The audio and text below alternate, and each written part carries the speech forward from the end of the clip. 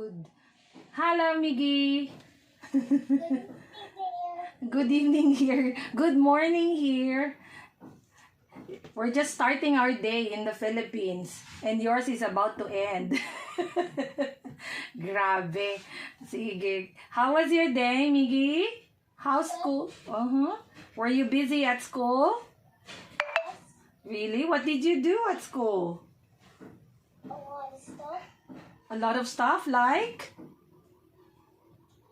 Doing journal. Journal? Really? Wow. You do journals now? You make your own journal? Sila doon, kinder pa lang siya.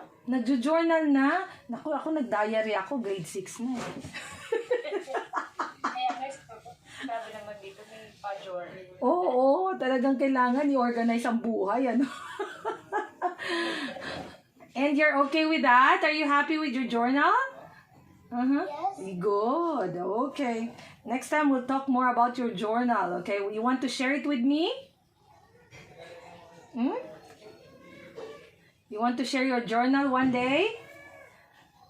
Yes. Oh, sure. Okay. 2 hours later. Yes. So the first class is over. So I'm calling my second student, but I think he's not online. So let's wait and see. So this is my typical class days. Typical days. Okay, so let's see more of today. I have a full schedule today. So if one is absent, it's gonna be my rest time. But if no one is absent, that's really straight classes. Okay, I'll see you again. Just keep on watching, guys. 1 eternity later. Okay, so this is the last class that I'm going to have today. The class time is 4:05 and it will end at 5:05. Okay, this is the last class. It's UFA. So I'm gonna call the student at 4:05, exactly 4:05. Now it's only 4:04. So I hope you enjoy, guys.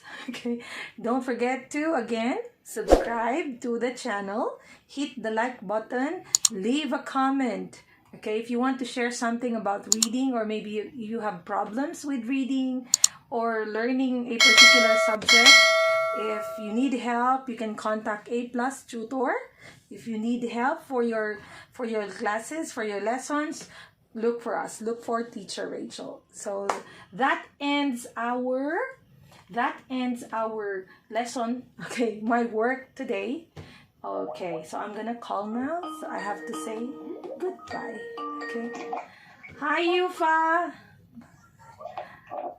Awesome. Now, where is Yufa? Okay, I'll say goodbye. Bye-bye. Okay. Okay. Goodbye.